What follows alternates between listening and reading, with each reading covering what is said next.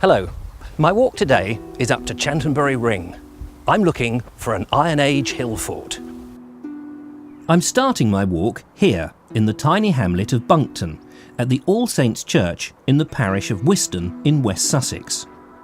I'm looking for the grave of Charles Goring. He's a man who's very much associated with Chanctonbury Ring, and he's buried somewhere here in this very charming and beautiful graveyard. Although quite where he is, I'm not sure. This 800-year-old chapel of ease was built by the Normans using local flints and sandstone, and even Roman tiles, as is typical of many places of worship along the South Downs. It's changed very little in all that time, and there are many Norman decorations adorning the walls that have survived the ravages of time extremely well.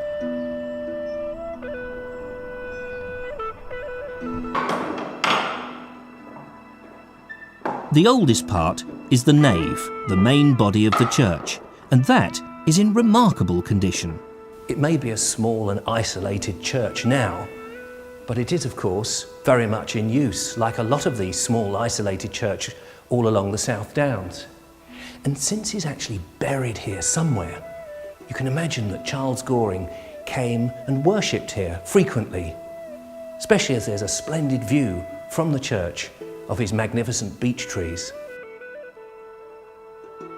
The south door has been walled up, and unusually the only entrance in is via the north door.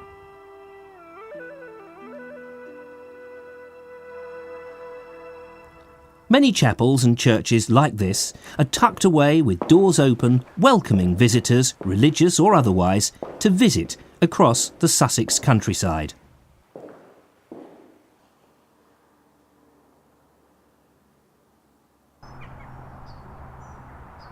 We've started a little ambiguous, so let's put some flesh on the bone. Charles Goring was a local landowner in the 18th century, and he planted the ring of beech trees on the top of Chanctonbury Ring, on top of the old Iron Age hill fort. Now, I read that he's buried somewhere here in the churchyard, although actually trying to find his grave is not as easy as I first imagined. There are numerous graves here from the 18th century, and some even older. I'm looking for a Charles, but not this one. There does seem to be plenty of Gorings buried here, particularly close to the ancient yew tree. Here's one, and here's another too, but not the one I'm looking for. Charles Goring died at 85, having lived long enough to see his trees mature in his lifetime. We'll leave him to rest as I head to discover more about his legacy and the earlier history of Chanctonbury Hill, its mysterious ring, and the whereabouts of a Roman temple also positioned on the top. So the next part of my journey takes me south towards Chanctonbury Hill, along this which was an old Roman road. Not one of the big main major Roman roads, of course. This would have been a pretty small one that was probably maintained by the villa owners. And villas there were all around. A little further south on this Roman road you come to a crossroads where it's a bit dicey to cross. However, this joins up with another Roman road which was travelling east and west. And actually if you go in the west direction you head off towards the Hardham Roman Junction, Roman Station, which joins up with the Stane Street, the famous Roman road in Sussex that runs all the way to London from Chichester. I'm carrying on now and I can see clearly exactly where I'm going, the Chanctonbury Hill. Chanctonbury Hill, a place of mystery, a site of pilgrimage. Chanctonbury Hill and the ring of beech trees dominates the horizon all around. And so as you approach, you can't help but see exactly where you're going to go. Now, of course, most people coming along this road from the junction, they don't walk it, they tend to sort of drive and visit at the visitors' car park, which is much easier for the main walkers. It's only about a half a mile, I suppose, to stroll down from the church, and that's what I'm doing on this occasion. In March 2009, the Sussex Downs was awarded National Park status. This 100-mile range of undulating chalky hills spans from Beachy Head near Eastbourne to St Catherine's Hill close to Winchester in Hampshire. It was an ancient inhabitance for early man, and the old trackway, now known as the South Downs Way, adorns the top, enticing walkers and day trippers to venture out and climb the 600 to 800 feet to get a sense of being on top of the world.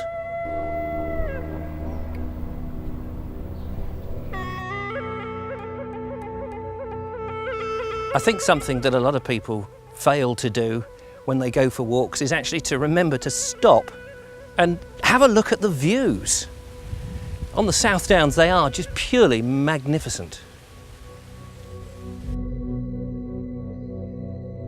This is a particularly favourite walk of mine, mainly because it has a lot of childhood memories associated with it. When I was a kid, my parents took me along to Chanctonbury Hill, of course, down to see my grandmother in Worthing. I lived up in Horsham at the time, and this was one of the obligatory walks. But as kids, you know, scrabbling up and down on the downs, going up the steep slopes, absolutely fantastic. There is a little area here, which of course most kids know and remember, and probably most adults remember as well, if ever they went here as children, and that's the Tarzan swing area. Ropes that have been put up. God knows how they managed to get them up onto the high branches, but they do. And as a kid, you can sort of swing around and have great fun. So I want to see if they're still there as well. So I'm looking mainly for the old Iron Age hill fort, but back in 1760, Charles Goring, as a 16-year-old boy, planted his beech tree saplings on the hill fort so that he could watch them grow from Whiston House, where he lived at the bottom of the hill.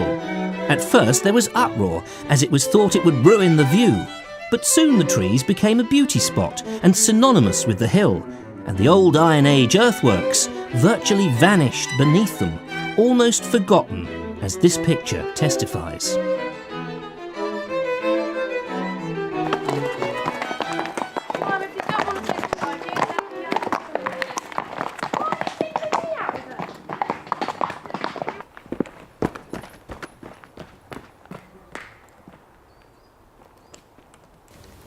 Well, this is it.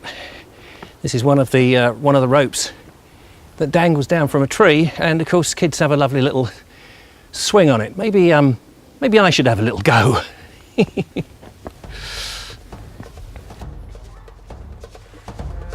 And of course, being a big kid, trying for the purposes of this film to connect back to my historic roots, I feel perfectly comfortable swinging at ease on the end of a thin rope.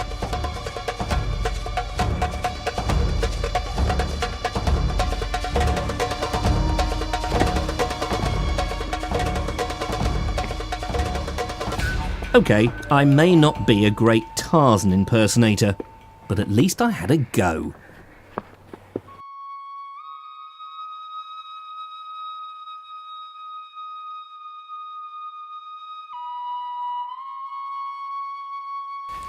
If you come early or on a weekday, you'll usually find there's actually not that many walkers and other people about.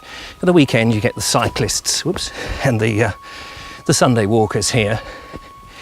But if you are on your own, there is this very, very beautiful sense of serenity and peace here up on the downs, particularly here in the wooded area as you approach Chanctonbury Hill. Now, to my right, there is a way that, as a child, my family used to take me up, and I used to take my kids, to be honest, up the steep slope. to the top of Chanctonbury Hill. I mean, it's about 1 in, I don't know, 1 in 2, something like that. It is horrendously steep, and it is hilarious to climb up there, and even better to run down. I'm not going to do that today. I'm going to take the more leisurely route, which winds its way slowly around the hill and then up to the top. These paths are old and were used by our ancient ancestors. Long ago, between 600 and 500 BC, an isolated community lived on this range of chalky hills. They were farmers of the Iron Age, and they lived in wattle and daub round houses. They were surrounded by extensive earthworks for protection, where they kept their livestock and grain. Chanctonbury was a small farmstead, and possibly a special place with a pagan shrine or had religious significance. Life was hard, full of difficulties, but it was a community that survived for hundreds of years.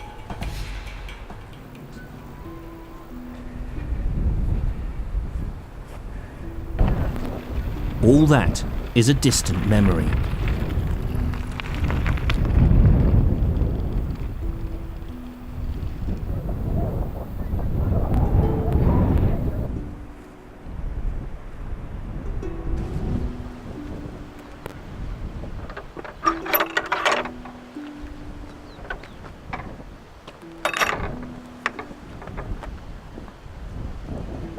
As I approach Chanctonbury Ring, I can point out the larger Neolithic camp of Sisbury, and later an Iron Age hill fort. Sisbury was a mining factory, and arrowheads and flint axes have been found all over the country, which can be traced back to Sisbury Ring, which is astonishing when you consider the distances that they travelled and the primitive methods that they had to travel. Now, Chanctonbury Ring's Iron Age hill fort and Sisbury Ring's Iron Age hill fort would have coexisted at the same time. So quite what the relationship between the two would have been, I suppose, is very much open to speculation.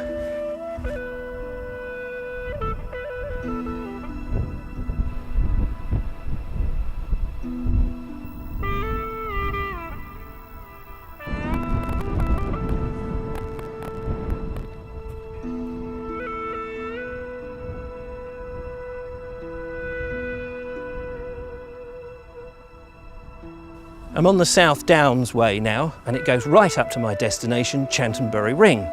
But before I go there, I want to see if I can find the 3 burial mounds that were investigated and excavated by General Augustus Pitt Rivers, one of the fathers of archaeology in the 19th century. Somewhere here, and I'm not quite sure where, were 3 Bronze Age burial mounds. Bronze Age means it's older than the ring, the Iron Age ring, and it puts us somewhere in the region of 4,000 years ago. The burial mounds have long since been eroded away, and it's difficult to find any trace of them. But they were plundered in the 17th century by the early antiquarians, who did this sort of thing for sport, and irritatingly for modern archaeologists, rarely left any written record of what they found.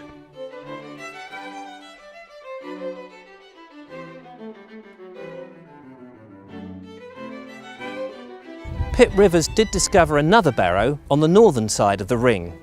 In it he discovered the inhumation of a woman in her 30s who was buried with a Wessex-styled bronze dagger.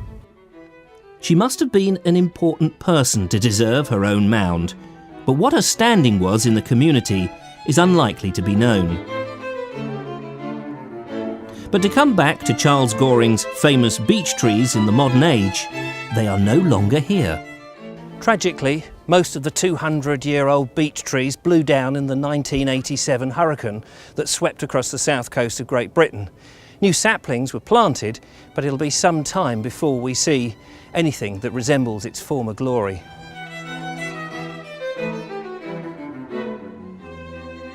But under the new trees, still prominent and proud, are the ancient earthworks of the hill fort.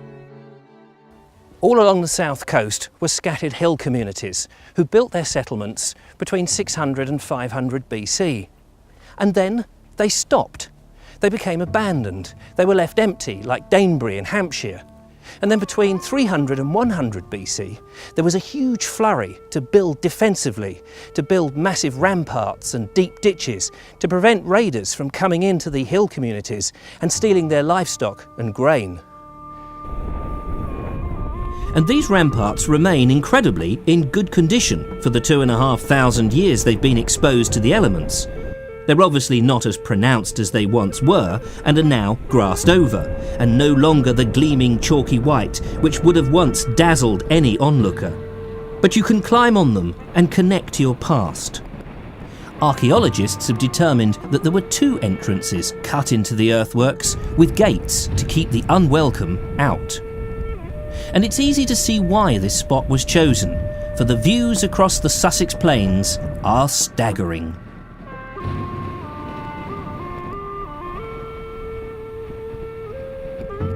But what about the inside of the hill fort? What is that like today?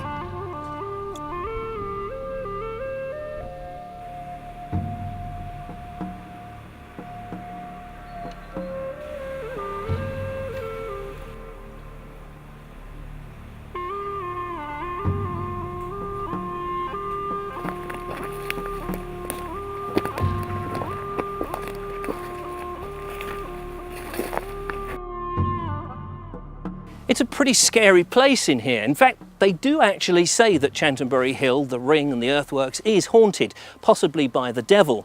In fact, some motorbikeists came up here to stay one night, and because they heard strange noises, they were scared away. And another party of about 6, one guy was lifted up off the ground, he says, horizontally, levitating, and then fell down again. Whether you believe all that, of course, is up to you. But it is a foreboding place in here.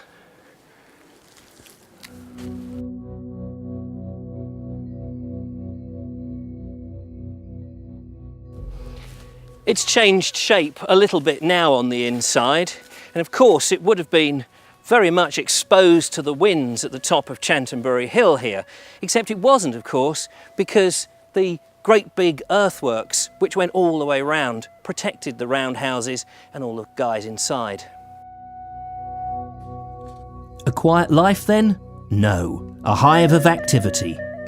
So roundhouses, granaries, drying racks for the hides, there would have been fires, repairs going on. It's the Iron Age, of course, so they would have been making iron, tools, all that kind of stuff. It would have been a very busy place, completely different to what it is today. Scattered about all over the place up here, littering the floor, are plenty of flints and chalk stones. And in fact, the archaeologists have found arrowheads and flint axes, which tell us that this is an even older site for civilization than the Iron Age. In fact, it goes back to the Neolithic period, some 4,000 years BC. But probably not a major settlement. They were probably just Neolithic farmers up here for a short time. And then, of course, the devil worshippers.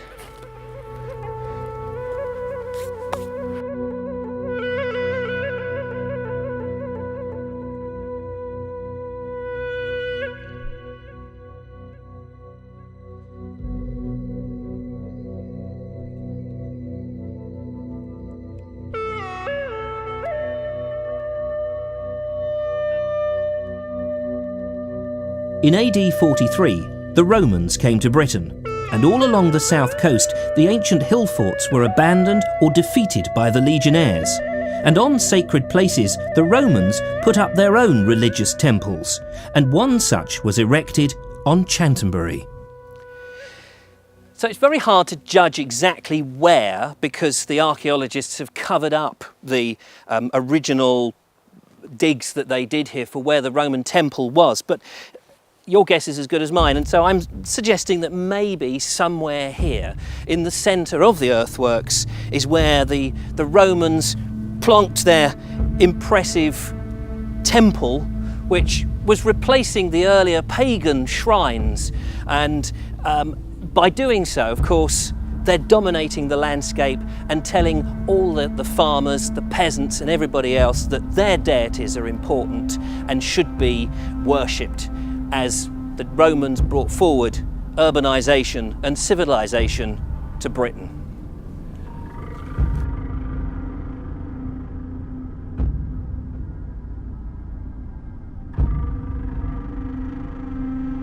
People often ask me why I'm so fascinated with this particular period of history, the Neolithic, the Bronze Age, the Iron Age, when there's not that much to see, just humps, lumps and bumps in the grass. But that's not strictly true. I mean, for one thing, the history and the access is open to everybody, mostly. It's not locked away in big private houses. And I think it's one of those places that you can just go to and very easily climb over and connect with your past. A little to the west is the triangulation marker, one of thousands across the UK, which assisted the Board of Ordnance to create these splendid OS maps so useful to walkers these days.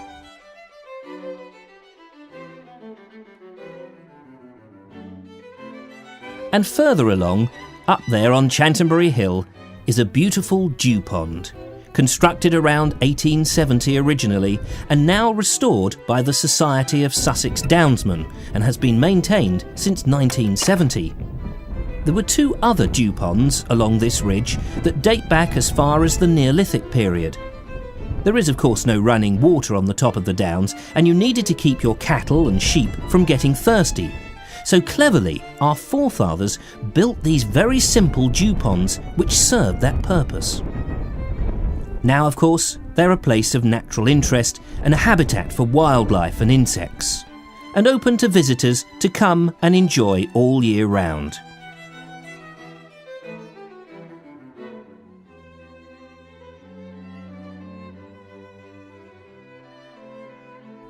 Walkers pass Chanctonbury Ring every day, but I wonder how many really know about its peculiar and most significant past, and the people that once lived here. So many generations of people came and died. Individuals that we know nothing about. Fabulous stories of adventure, courage, love and romance that we just lie in ignorance of. Great battles fought and lost that we can only imagine.